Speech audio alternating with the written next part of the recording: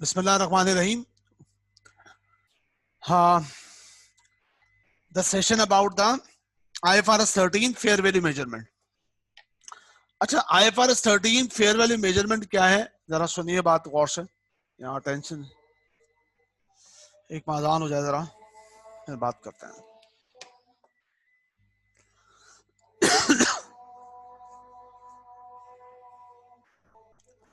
अल्लाहु अकबर।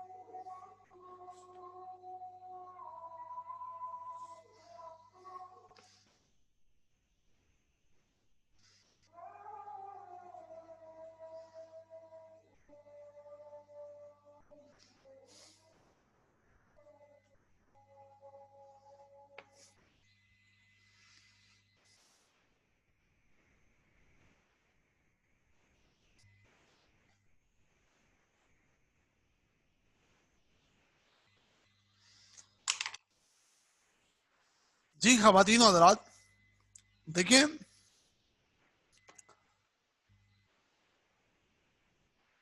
हम IFRS के थ्रू जब रिपोर्टिंग कर रहे होते हैं तो एक बहुत इंपॉर्टेंट कंपोनेंट होता है जिसे कहा जाता है फेयर वैल्यू। एक बहुत इंपॉर्टेंट कंपोनेंट है जिसे कहा जाता है फेयर वैल्यू।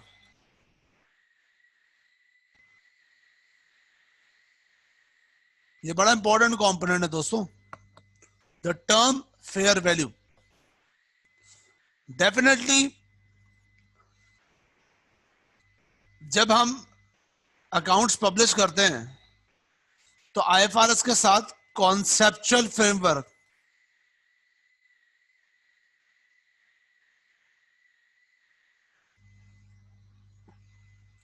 वो मेजरमेंट के बारे में बहुत कंसर्न होता है।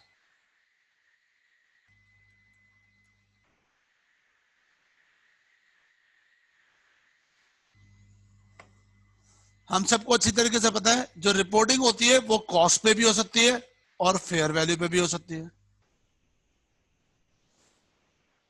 ठीक है ना। यानी कि मेजरमेंट बाय कॉस्ट भी हो सकता है, मेजरमेंट बाय फेयर वैल्यू भी हो सकता है। कॉन्सेप्चुअल फ्रेमवर्क जो है ना मेजरमेंट के बारे में क्वालिटेटिव बात करता है। जैसे मिसाल के तौर पे मेजरमेंट रिलायबल हो,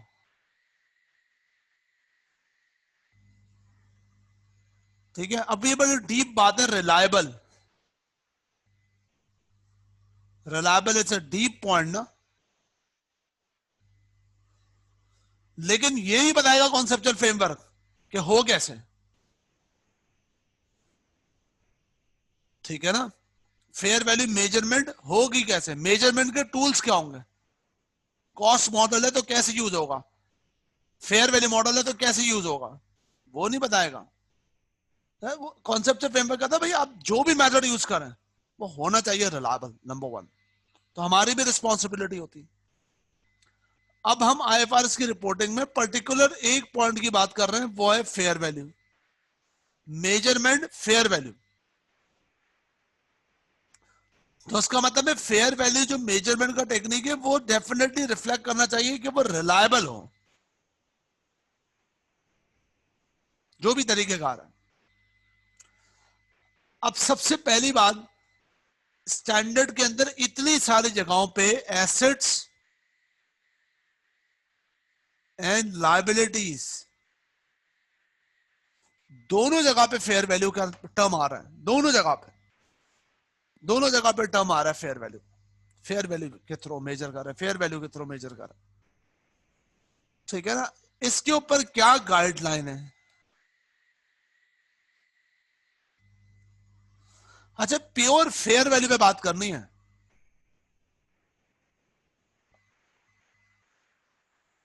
प्योर फेयर वैल्यू पे बात करनी है, यह बात ध्यान में रखिएगा। प्योर फेयर वैल्यू पे, ठीक है। अब ये गाइडलाइन क्या है?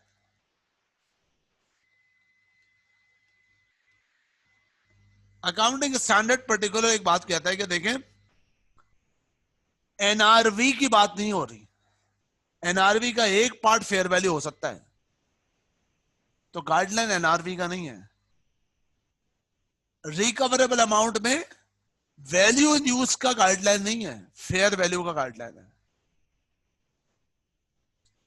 आईएफआरएस 2 में शेयर ऑप्शन की वैल्यूएशन को छोड़ दें, उसका इंडिपेंडेंट क्राइटेरिया है, वो हम बात नहीं करेंगे। तो पर्टिकुलर आईएफआरएस 13 जब हम पढ़ने जाएंगे ना, तो आईएफआरएस 13 के अंदर बता दिया गया है कि इसका एक स्कोप है स्टैंडर्ड का, उस स्कोप के थ्रू काम करना है, ठीक है ना। तो अब ये जो गाइडलाइन है ना, प्रीवियसली गाइडलाइन बहुत वेग थी।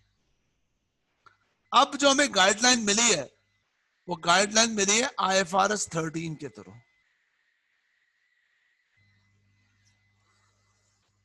ताकि जाहिर सी बात है ये रिलायबिलिटी के क्वालिटेटिव फैक्टर को मीट करने के लिए सपोर्ट है। लेकिन देखिए गाइडलाइन जो मिली है ना, उसमें दो बातों का ख्याल रखें।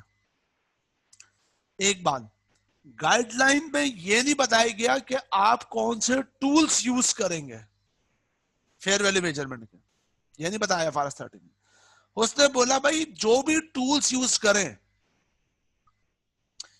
एसेट या लायबिलिटी की मेजरमेंट के लिए, उन टूल्स के अंदर ये पैरामीटर जो हमने बताए ना वो चीजें होनी चाहिए, वो रिफ्लेक्ट करनी चाहिए उस तरीके से।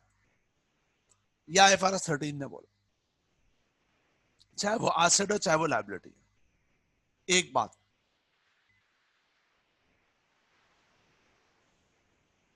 दूसरी बात ये, फेयर वैल्यू मेजरमेंट के लिए आईएफआरएस 13 की जो गाइडलाइन है वो सबके लिए गाइडलाइन, चाहे वो एसेट या लायबिलिटी जिनकी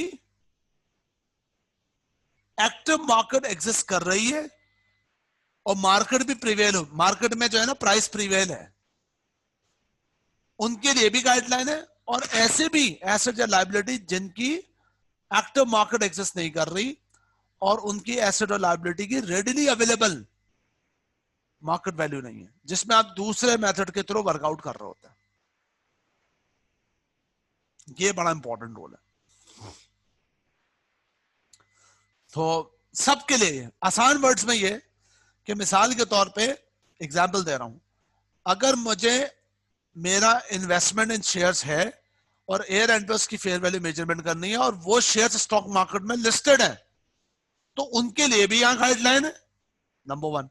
नंबर टू, अगर मेरे पास ऐसे ही कंपनी के शेयर्स हैं जो स्टॉक मार्केट में लिस्टेड नहीं है, प्राइवेट लिमिटेड कंपनी है, लेकिन मुझे उसको कैलकुलेट करना है फेयर वैल्यू पे, तो मैं डिफरेंट F9 के और FM फाइनेंशियल मैनेजमेंट के मॉडल्स पिक करूंगा, मॉडल्स पिक करूंगा। तो जब मैं मॉडल्स पिक करूंगा तो उसके अकॉर्डिंगली पुट करूंगा चीजें। ये है इंपॉर्टेंट पॉइंट। तो वहां पर भी गाइडलाइन की जरूरत होगी, और वहां डेफिनेटली गाइडलाइन के बगैर काम ही नहीं हो सकता, क्योंकि जब हम IFRS कोई भी मेथड यूज करें, गाइडलाइन अबाउट ये नहीं होगा कि आप फेयर वैल्यू मेजरमेंट के टूल कैसे यूज करें, नहीं, जो भी टूल यूज करें उसके उसके थ्रू जो कैरेक्टरिस्टिक्स होनी चाहिए उस फेयर वैल्यू डिटरमिन किए, वो मीट करनी चाहिए, IFRS 13 बता रहा है। तो खवातीन और हजरात देखिए, अब पॉइंट ये है कि जब हम ये वर्किंग करने जाते हैं IFRS 13 पे, तो इससे पहले कि आप स्टैंडर्ड में एंटर हो, उससे पहले कुछ प्री रिक्विजिट्स पढ़ लें। पहले प्री रिक्विजिट्स का मतलब क्या, मतलब जो है वो उसके थोड़े से जो टर्मिनोलॉजीज यूज होंगी और उसका जो बैकग्राउंड यूज होगा वो पहले ही से आपको पता होना चाहिए। अच्छा, जैसे मिसाल के तौर पे मैं आपसे कहता हूं, लेट सपोज, आराम से सुनिएगा, हम टोटली एसेट की बात कर रहे हैं, टोटली एसेट, लायबिलिटी का जिक्र मैं करा तो करा, अदरवाइज IFRS 9 के साथ करूंगा या इंडिपेंडेंट करूंगा, छोड़ दें एसेट। ऐसी में एक जनरल बात कह रहा हूं, आपने फॉर एग्जांपल 1 जनवरी 2019 को एक लैंड बाय किया $100,000 का। अच्छा, कंपनी की पॉलिसी है कि उसको रीवैल्यूएशन मॉडल पे रखेंगे, क्योंकि पुराने भी जितने भी लैंड्स हैं, प्रॉपर्टीज है, वो फेयर वैल्यू मॉडल पे है, ठीक है। अब आप पहुंचे 31 दिसंबर 2019,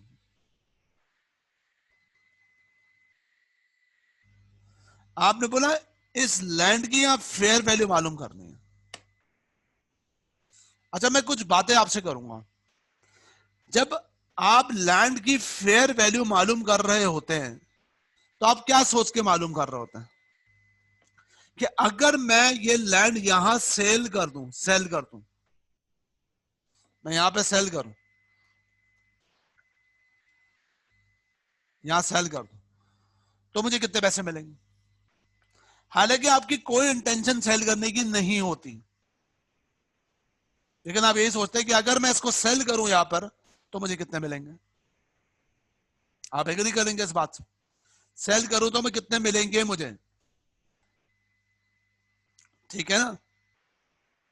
तो इसका मतलब ये कि अगर हम ये सोचते हैं कि भाई मैं इस जगह पे खड़ा हूं 31 दिसंबर 2019 को, तो मैं ये सोचूं कि मैं अगर इसको आज बेच रहा हूं,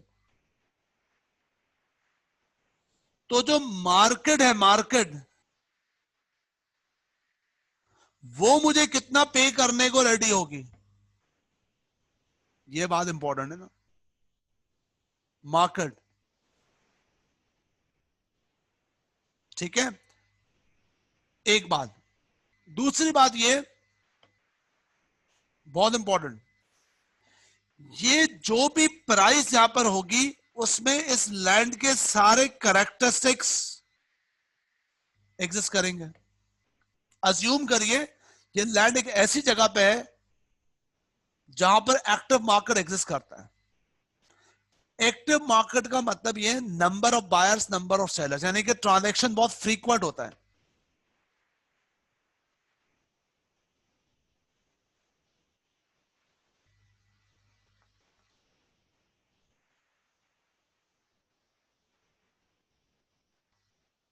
frequent buying selling transaction, frequent buying और सेलिंग ट्रांजैक्शन होता है, बहुत फ्रीक्वेंट। अज्यूम करें सॉरी कि यहां पर बहुत फ्रीक्वेंट बायर सेलर होता है, ठीक है। तो जब आप सेल कर रहे होंगे, अपनी प्रॉपर्टी को सेल कर रहे होंगे, तो आप ये चाहेंगे ना कि मुझे मार्केट कितना पे करने को रेडी है, दैट इज इंपॉर्टेंट। और मुझे वो प्राइस मिले जिसमें लैंड की सारी कैरेक्टरिस्टिक्स एग्जिस्ट करती हूं। अच्छा, कैरेक्टरिस्टिक्स का मतलब, ये लैंड फॉर एग्जांपल जिस जगह पे एग्जिस्ट करता है वो कॉर्नर का प्लॉट है। कॉर्नर का मतलब है वेस्ट ओपन है, कॉर्नर है, वेस्ट ओपन है, रोड फेसिंग है, easy to access by the transport है। तो भाई इसके अंदर कैरेक्टरिस्टिक्स बिल्ड होंगे ना ऑटोमेटिकली। तो दो बातें तो बाय डिफॉल्ट है ना, एक मार्केट मुझे पे करने को कितना रेडी होगी, दूसरा कैरेक्टरिस्टिक्स बिल्ड होगा। और एक पहली वाली बात कि मैं ये सोच के करूंगा कि मैं आज इसको सेल करूं तो क्या मिलेगा। ये जो सेल करूं तो क्या मिलेगा ना, इसको कहते हैं एग्जिट प्राइस प्रिंसिपल।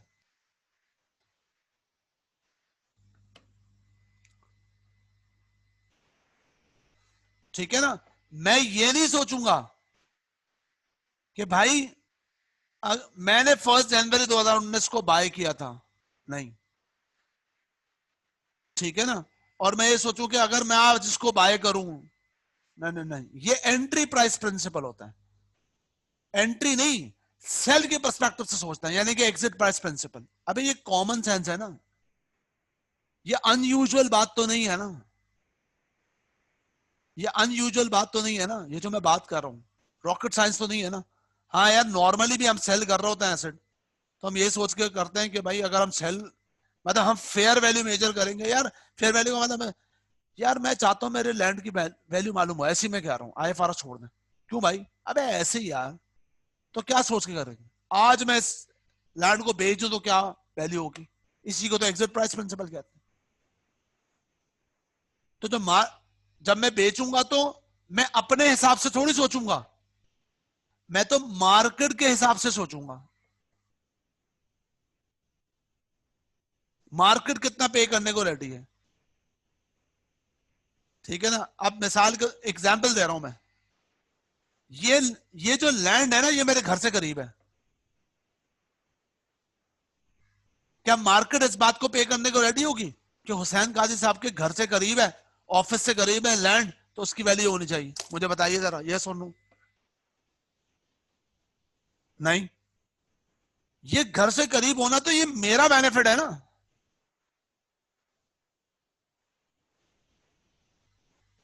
ठीक है ना। अब मिसाल के तौर पे मेरे ऑफिस, मेरे मैन्युफैक्चरिंग यूनिट के 2 ट्रक्स एक्सेस होते थे, रोड पे खड़े होते थे, अब मैं इस प्लॉट पे, इस लैंड पे खड़ा कर रहा हूं, तो मार्केट क्या उसको पे करने को रेडी होगी,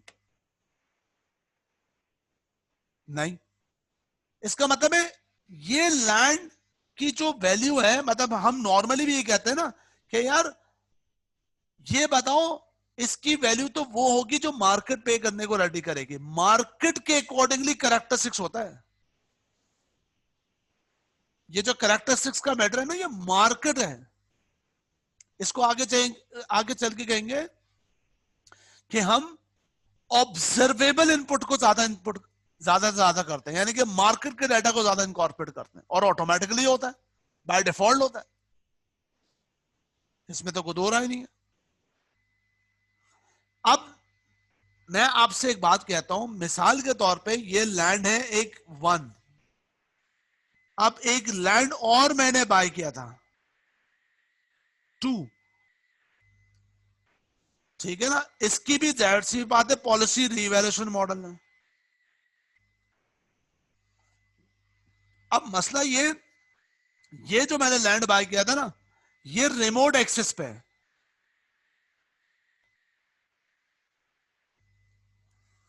ये रिमोट एक्सेस पे दोस्त, यानी कि इसकी यहां एक्टिव मार्केट नहीं है, यहां एक्टिव मार्केट नहीं है। यहां पर फ्रीक्वेंट सेल परचेज नहीं होता, इंटीरियर में कहीं है, रिमोट एरिया है बहुत, अभी डेवलपमेंट होगी लेटर। तो आप क्या करें, आप इसके अकॉर्डिंगली वर्कआउट किस तरह से वर्किंग करें। सुने बात गौर से, यहां टेंशन रिक्वायर्ड है। अगर ये मैटर है, ये रिमोट एक्सेस वाला मैटर, तो मैं इसकी जब फेयर वैल्यू कैलकुलेट करूंगा दोस्त, तो इसमें भी तो सेम एज इट इज सोचूंगा ना, कि मैं इस लैंड की वैल्यू ऐसे डिटरमिन करूं जो एग्जिट प्राइस प्रिंसिपल पे हो। क्या आज इसको मैं सेल करूंगा तो क्या वैल्यू होगी, इसकी कैरेक्टरिस्टिक्स इस प्राइस में बिल्ड हो, और इसके अंदर मार्केट के जो कंपोनेंट्स हैं, यानी कि मार्केट मुझे कितना पे करने को रेडी हो, मैं पूरी कोशिश करूंगा ना कि इस लैंड की वो वैल्यू कैलकुलेट कर लूं जैसे कि इसकी एक्टिव मार्केट है। तो इसके लिए मुझे प्रिंसिपल तो वही रखना है ना जो ऑटोमेटिकली एब्जॉर्ब हो जाता है अगर एक्टिव मार्केट एग्जिस्ट करती है। क्या मतलब ऑटोमेटिकली, भाई एक लैंड है मेरा, आपका लैंड, आपका घर जो है वो गुलशन के मेन एरिया पे है, उसके अंदर कैरेक्टरिस्टिक्स, उस मतलब आप रियल एस्टेट पे वैल्यू निकालें ऑटोमेटिकली ना, कॉर्नर का प्लॉट वेस्ट ओपन है, रोड फेसिंग है, ठीक है ना, मार्केट के सारे इनपुट्स, सारे कैरेक्टरिस्टिक्स ऑटोमेटिक बिल्ड हो जाते हैं। तो यहां सेकंड एग्जांपल पे नहीं होंगे ना ऑटोमेटिक बिल्ड, हमें, लेकिन हमें करने तो वही पड़ेंगे ना। पहले बताएं, मेरा भाषण समझ में आया आपको, जमात निकल गई इसके चक्कर में, भाषण समझ में आया आपको।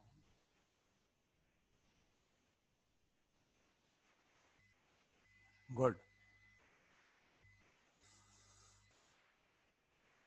सो सबसे पहला पॉइंट, ये लैंड की कैरेक्टरिस्टिक्स भी जबरदस्त। एक किस्सा याद आ गया यार, कसम से यार, अल्लाह माफ करे। अभी तो मगर मलिर कहने में रहता हूँ, किसी दौर में हम सेंट्रल में रहते थे, बचपन वही गुजारा हमने, तो क्रिकेट खेलते थे सारे, वहां शरारतें भी अजीब होती हैं। तो क्रिकेट खेलते थे तो बॉल चली जाती थी हमारे एक घर पे, तो वो खड़ूस से अंकल और आंटी थे, आप लोगों के भी कोई ना कोई मोहल्ले में होगा खड़ूस से अंकल आंटी जो बॉल नहीं देते, ठीक है ना, वो बॉल नहीं देते थे, तो हम बड़ी शरारतें करते थे, कभी उनके अल्लाह माफ करे तो लॉक में जो है वो एल्फी डाल देते थे, कभी कुछ कर देते थे, अल्लाह माफ करे, बड़े शरारतें करते थे, बेल बजा के, तो नॉर्म सी बात है ना, बेल पे स्टिकर पेस्ट कर दिया, ये वो कर दिया। एक जो हमने आखिर में हरकत करी थी ना, वो बड़ी गलत की। वो हमने क्या किया, उस घर को ना हमने बदनाम कर दिया था। बात तो मतलब, लड़के यार आपको पता है इन्फ्लुएंस होते हैं सारे, ये हॉन्टेड है। अबे यकीन करो, वो तो हमने क्रिकेट खेलना छोड़ दी, उसके 2 3 4 साल बाद जो है ना वो सेल कर रहे थे, सेल कर रहे थे, तो हमने उड़ते उड़ते ये पता है क्या सुने, एक साहब आए, उन्होंने ऐसी बात हो रही थी, तो वो कहने लगे, मैंने ना ये सेल हो रहा है मकान, हम दोस्त वगैरह खड़ा है, कह रहे हैं हाँ यार हमने सुना ये हॉन्टेड है। हमने बोला ये इसकी कैरेक्टरिस्टिक्स बन गई। हाँ, अब वो मार्केट में ऐसी र्यूमर हो गई उसकी कि घर हॉन्टेड है, वो कुछ भी नहीं था वो, हमारी शरारतों की वजह से ये हो गया था यार, बाद में सेलवेल हो गया। एक बात कह रहा हूँ, इसका मतलब है वो जो घर था ना, उसकी प्राइसिंग के अंदर हॉन्टेड इनकॉर्पोरेट हो गया था। भाई ऐसा बदनाम कर देता ना, किसी दौर में डकैतियां बहुत होती थी, और वो ऐसा घर था कि जो है ना आराम से बंदा जो है ना वो दीवारें जो है वो आराम से कूद लेना आराम से लेना। उस घर पे जो है ना चोर भी नहीं जाते थे। अल्लाह माफ करे, उस घर पे चोर भी नहीं जाते थे, इतना हमने खौफजदा कर दिया था उस घर को। खैर बहरहाल, तो कहने का मकसद ये है कि वो हॉन्टेड जो है वो भी तो कैरेक्टरिस्टिक्स ही हो जाता है ना। आपके इलाके में कोई बिल्डिंग हो ना ऑल्टेड डिक्लेयर हो जाती है, भाई वहां से नहीं गुजरना। तो खैर बहरहाल, तो कहने का मकसद ये है कि भाई देखें, कैरेक्टरिस्टिक्स बिल्डन होती हैं, ये सबसे की पॉइंट है। तो ये इंपॉर्टेंट एरिया है जो कि कंसिडरेबल है। खैर, अब ये IFRS 13 के अंदर ये बताया गया आपके पास कि एक तो ये सबसे पहली बात, एक सिंगल स्टैंडर्ड बना दिया गया है ताकि सबके लिए जो है वो एप्लीकेबल हो, जिसको भी जरूरत है वो अपना पैरामीटर यहां से स्टैंडर्ड से रेफर करे। ठीक है ना। सबसे पहले तो ओपनली इसने एक डेफिनेशन बताई है। वो कहता है भाई आपको किसी भी एसेट या लायबिलिटी की फेयर वैल्यू डिटरमिन करनी है ना, तो एसेट के पॉइंट ऑफ व्यू से, एसेट के पॉइंट से प्राइस वो, मतलब एसेट की फेयर वैल्यू या प्राइस वो है that would receive to sell an asset between the market participant in an orderly transaction between market participant. यानी कि वो प्राइस जिसको हम रिसीव कर सके एज अ सेलर, और जो रिसीव करें वो एक ऐसी ट्रांजैक्शन हो जो ऑर्डरली ट्रांजैक्शन हो। ऑर्डरली ट्रांजैक्शन का सिंपल मतलब है ऐसी ट्रांजैक्शन ना हो जो कि फोर्स्ड हो। It's not the force transaction. यानी कि स्टैंडर्ड खुद कह रहा है कि आप जब भी अप्लाई करें अकाउंटिंग स्टैंडर्ड को और जब फेयर वैल्यू डिटरमिन कर रहा हो तो प्राइस वो हो जो कि not the force transaction,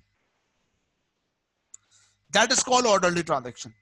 and between the market participant, market participants का मतलब है उन लोगों के, मतलब आपकी फेयर वैल्यू एक ऐसी डिटर्मिनेशन हो बिटवीन द पार्टीज जो फोर्स ना हो और वो नॉलेजेबल पार्टीज हो।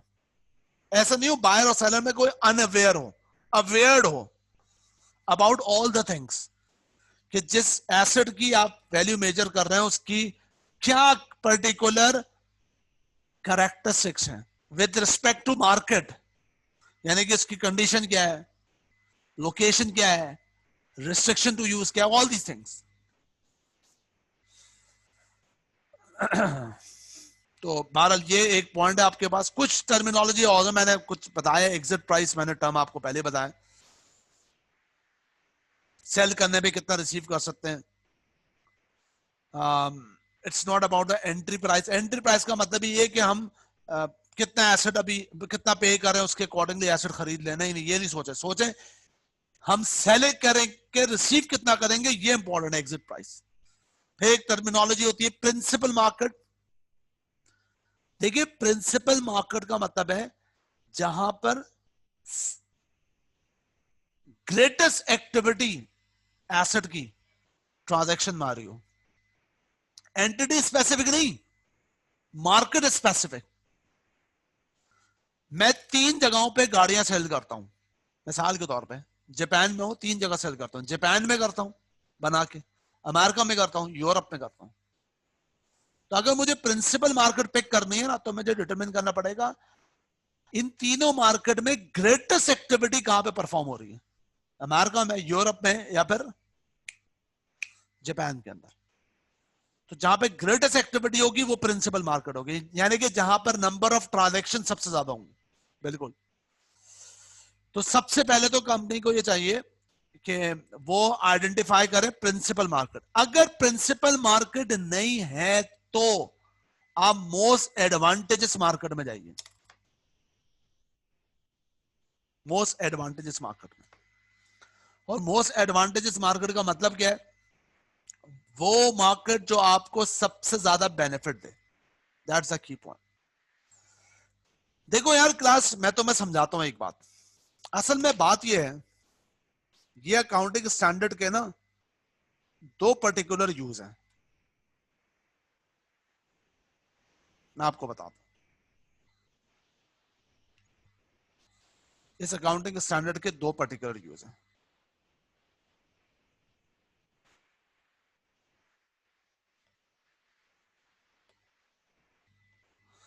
दो बातें हैं इसके अंदर। एक तो आपको फेयर वैल्यू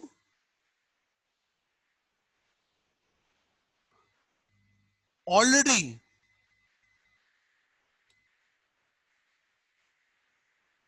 अवेलेबल है, ठीक है ना। और जिसके अंदर बात आएगी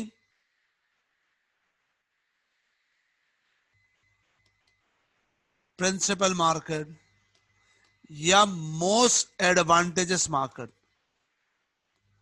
यानी कि फेयर वैल्यू आपके पास अवेलेबल है, कैलकुलेट करने की जरूरत नहीं है। जैसे मैंने कहा कि गाड़ी सेल करनी है, तो मैं गाड़ी सेल करता हूं, तो मैं जापान भी कर सकता हूं, ठीक है ना, या मैं लिखूं मैं एशिया में भी कर सकता हूं या कर रहा हूं, मैं अमेरिका में भी कर रहा हूं, अमेरिका और रीजन, और यूरोप में भी कर रहा हूं, और मेरे पास फेयर वैल्यू अवेलेबल है। ये रहा भाई फेयर वैल्यू। इधर तो चैलेंज नो, पता है क्या चैलेंज है? सिलेक्शन, सिलेक्शन, सिलेक्शन करना है कि मुझे अपनी इन्वेंट्री को रिपोर्ट करना है फेयर वैल्यू के अकॉर्डिंगली, और मैं 3 मार्केट में सेल करता हूं, तो मैं कौन सी मार्केट की फेयर वैल्यू पिक करके जो है ना रिपोर्ट करूं। तो सिलेक्शन के अंदर बड़ी कैटेगोरिकली बात कर दी गई है। नंबर 1, फर्स्ट, पहला पॉइंट पता है स्ट्रेट क्या बोल दिया गया भाई, आप आइडेंटिफाई करें सबसे पहले प्रिंसिपल मार्केट, यानी कि कहां पर हाईएस्ट नंबर ऑफ ट्रांजैक्शन होती है, प्रिंसिपल मार्केट आइडेंटिफाई करना।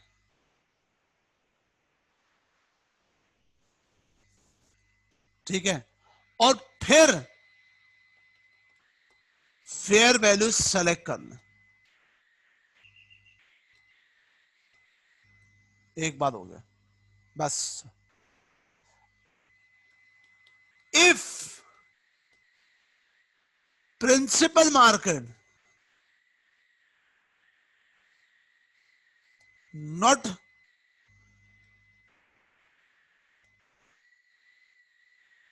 cannot identified,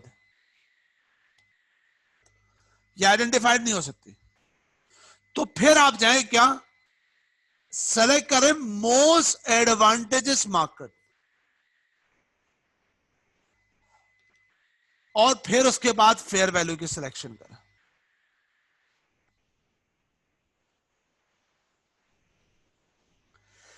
जब भी आप फेयर वैल्यू की सिलेक्शन करेंगे ना, तो सिलेक्शन करने के बाद जब फेयर वैल्यू डिटरमिन होगी, रिपोर्ट होगी, तो फेयर वैल्यू में माइनस कर देंगे ट्रांसपोर्टेशन कॉस्ट।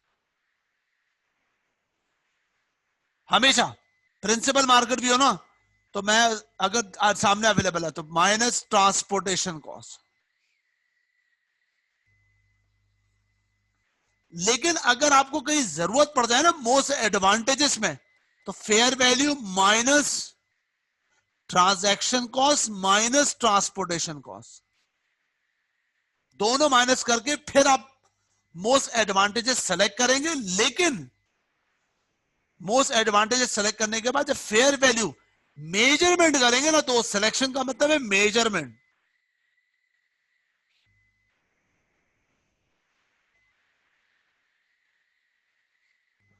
तो वो हमेशा सिर्फ ट्रांसपोर्टेशन कॉस्ट के एडजस्टमेंट के बाद होगा, क्योंकि ट्रांसपोर्टेशन कॉस्ट एसेट की कैरेक्टरिस्टिक्स का पार्ट है, लेकिन ट्रांजैक्शन कॉस्ट एसेट की कैरेक्टरिस्टिक्स का पार्ट नहीं है। बैरियर टाउन का अगर आपका कोई एसेट है, तो उस एसेट में ट्रांसपोर्टेशन का जो मसला है ना, ट्रैवल टाइम का, ट्रांसपोर्टेशन का, वो उस प्रोडक्ट की कैरेक्टरिस्टिक्स का पार्ट है।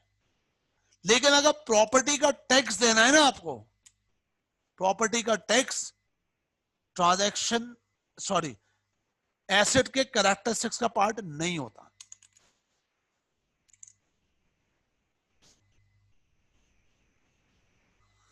ये बात याद रखिएगा। आप बिजनेस करते हैं फॉर एग्जांपल टोमेटोज का, टमाटर का, ठीक है, आपका फर्टाइल लैंड है इंटीरियर सिंध में, इंटीरियर सिंध से कराची में 300 किलोमीटर है। और इंटीरियर से लाहौर पे पहुंचाने पे 500 किलोमीटर है। ये फैक्ट बता रहा हूं आईएस 41 के अकॉर्डिंग। रेलेवेंस जो है, रेलेवेंस हो जाएगा ट्रांसपोर्टेशन कॉस्ट, कैरेक्टरिस्टिक्स बन जाएगा। लाहौर पे भी करते हैं, आप कराची में भी करते हैं, दोनों मार्केट में सप्लाई कर रहे हो। फेयर वैल्यू जो मेजर करेंगे, सेलेक्ट करें ट्रांजैक्शन कॉस्ट के बाद, लेकिन जब आप फाइनल पुट करें तो ट्रांसपोर्टेशन कॉस्ट को नेट करके करें। और याद रखिएगा, बेशक आप 2, 3, 4 मार्केट, मैं कराची में भी कर रहा हूं टोमेटो को, लाहौर में भी कर रहा हूं, जब मैं सेलेक्ट कर दूंगा ना कोई एक प्राइस, जैसे कराची और लाहौर में मुझे मोस्ट एडवांटेजेस नहीं पता चल रहा, सॉरी प्रिंसिपल नहीं पता चल रहा, तो देखूंगा मोस्ट एडवांटेजेस कौन सा है। मोस्ट एडवांटेजेस के बाद एक प्राइस सेट होगी और वही एप्लीकेबल होगी मेरी सारी इन्वेंट्री में, चाहे मैं लाहौर पे करूं चाहे इस्लामाबाद, चाहे मैं कराची में करूं चाहे लाहौर पे करूं। और वो प्राइस जो आएगी वो क्या होगी, फेयर वैल्यू मोस्ट एडवांटेजेस पे आने के बाद या प्रिंसिपल बेस पे सेट होने के बाद fair value minus transportation cost. पहले बताइए समझ में आया सबको?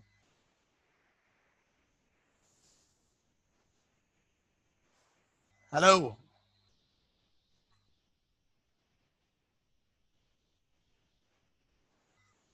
एक झगड़ा जो है ना वो ये है, ये पूरे स्टैंडर्ड का, ये सारा, ये फेयर वैल्यू मेजरमेंट रूल्स, ये ट्रांजैक्शन ट्रांसपोर्टेशन जो मैंने बता दिया, ये सारा, ये एग्जांपल कर रहे सब समझ में आ जाएगा इसके अकॉर्डिंगली।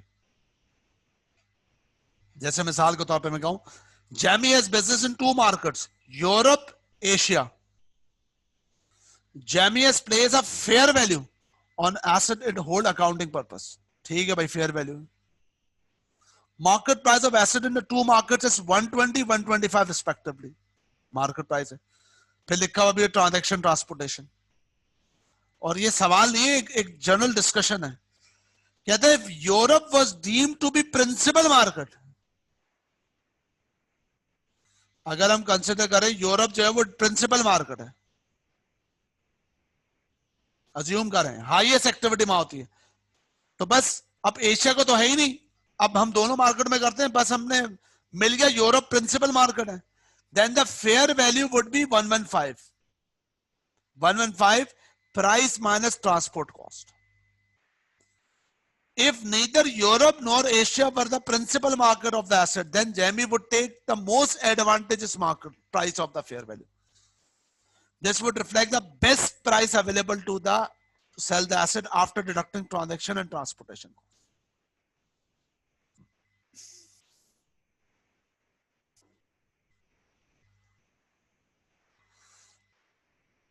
तो फिर क्या होगा? In this situation, Asia is the most advantageous.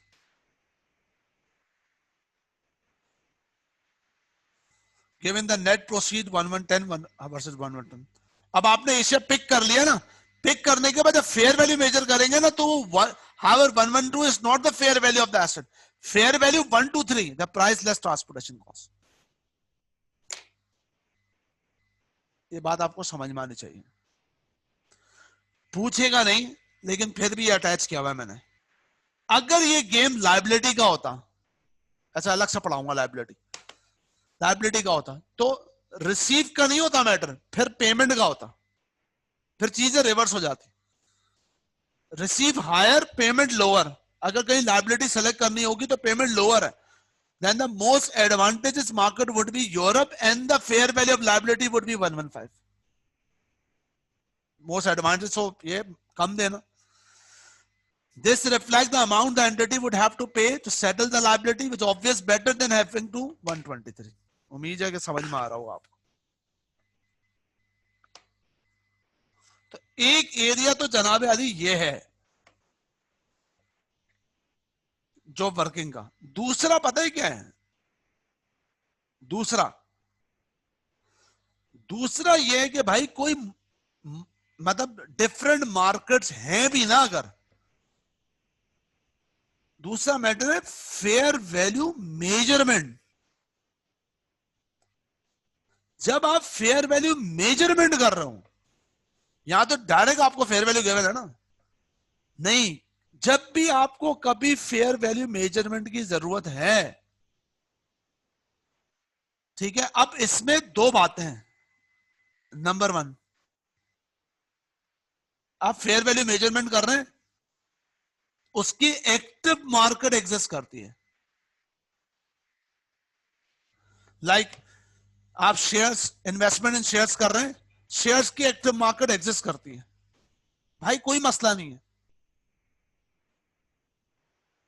Take out the value, no adjustment required, take the value, no adjustment. मसला ये, नो एक्टिव मार्केट,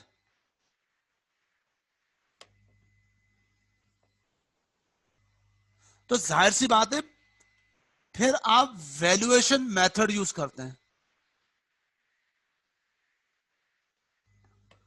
अब वो वैल्यूएशन मेथड कैश भी हो सकता है भाई, इनकम भी हो सकती है, कॉस्ट भी हो सकती है, कोई भी मेथड है तो आप पढ़ते हैं यार एफएम के अंदर, आप रेफर कर सकते हैं ये मेथड्स।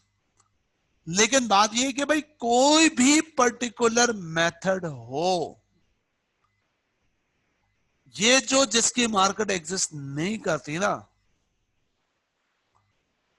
उसके बारे में गाइडलाइन दी हुई है। अच्छा, गाइडलाइन ऐसे दी हुई है कि चाहे वो यूज होगा इस 1 के लिए भी और 2 के लिए भी, कि भाई जब आपको फेयर वैल्यू मेजर करना है,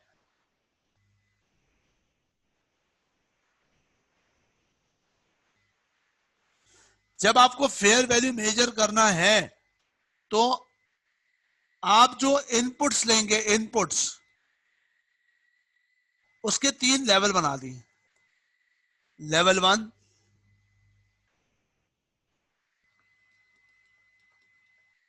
लेवल 2 और लेवल 3,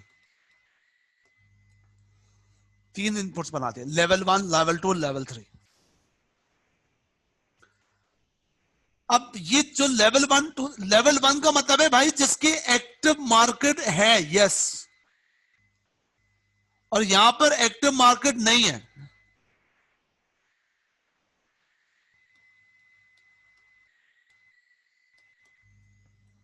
तो जब एक्टिव मार्केट नहीं है तो किन, अब एक्टिव मार्केट नहीं है तो फिर तुम मेरी ये सब बातें रिकॉल करो। ये लैंड, इसकी वैल्यू मुझे चाहिए इन अ ब्रॉडर कॉन्टेक्स्ट। लेवल 2 3 बाद में मैं जो भी वैल्यूएशन मेथड यूज करूंगा और उसमें इनपुट डालूंगा, उस इनपुट में ऐसे डालूंगा जो कि एग्जिट प्राइस प्रिंसिपल पे हो। क्या मार्केट के सारे इनपुट हैं जो जो प्रोडक्ट की सारी कैरेक्टरिस्टिक्स को अपने अंदर बिल्ड कर ले। तो मार्केट का मतलब मार्केट का डेटा मैं ज्यादा से ज्यादा करूंगा और जो अपना डेटा है ना वो कम से कम यूज करूंगा। यानी कि अगर मेरे पास वो लैंड है और मैं कह रहा हूं इसकी एक्टिव मार्केट नहीं है, तो मैं अगर ये बोलना शुरू कर दूं हाँ यार ये मेरे लिए तो इतना बेनिफिशियल है, मैंने तो ये काम किया है, मेरे बिजनेस में ये बेनिफिट दे रहा है, मेरा फ्यूचर कैश फ्लो ये, आप कहेंगे भाई इस बात को नीचे रखो, ऊपर क्या लेके आओ, ऊपर इस बात को लेके आओ, अगर ये लैंड मार्केट में है, अगर इस जैसा लैंड मार्केट में होता, इस जैसा लैंड शारे फैसल पे होता, तो उसकी क्या वैल्यूएशन होती। उसके बारे में बोला है लेवल 2, यानी कि आप जो वैल्यूएशन करें उसमें एक्सटर्नल इनपुट,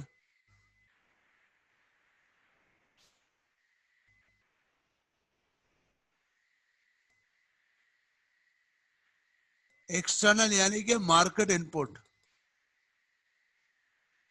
मैक्सिमम होगा दोस्तों, मैक्सिमम, और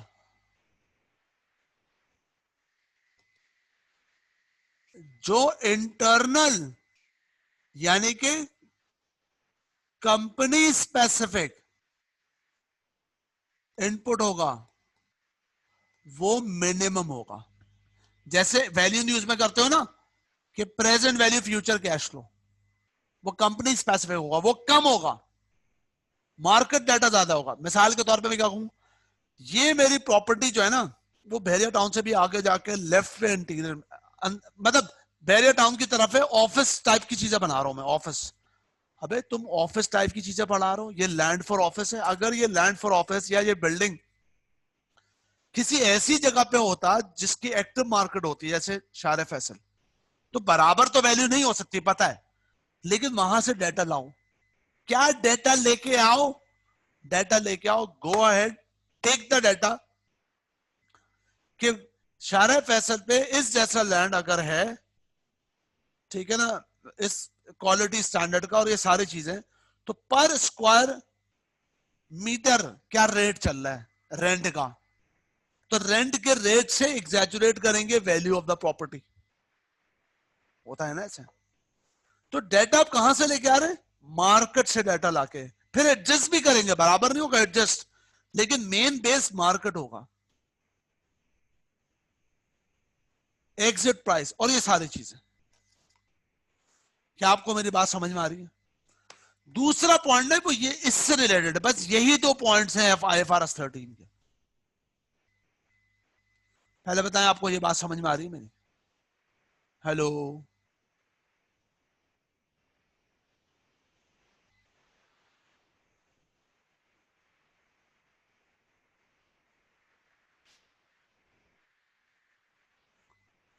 ये देखो, ये फेयर वैल्यू मेजरमेंट।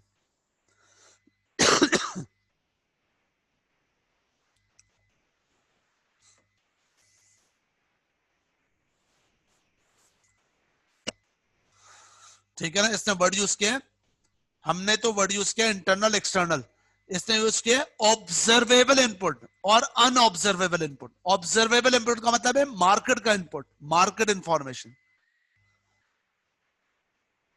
ठीक है। Unobservable input, no market information available.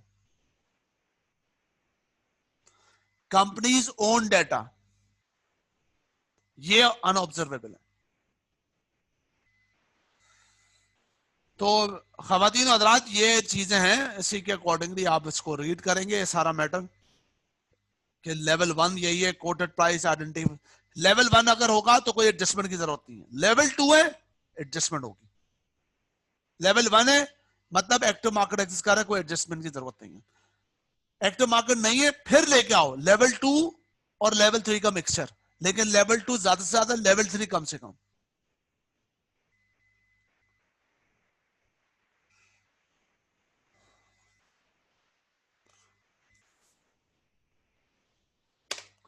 ये कुछ क्वेश्चंस हैं, कुछ एग्जांपल्स हैं, आप इसको कंप्लीट करेंगे, कल पढ़ के आएंगे। मजीद हम क्वेश्चनर्स कल इंशाल्लाह इसको अटेम्प्ट करेंगे, नेक्स्ट क्लास में हम इसके क्वेश्चनर्स पे बात करेंगे। ठीक है खवातीन हज़रात, आज के सेशन के लिए इतना ही। बहुत बहुत शुक्रिया आप लोगों का। अस्सलाम वालेकुम।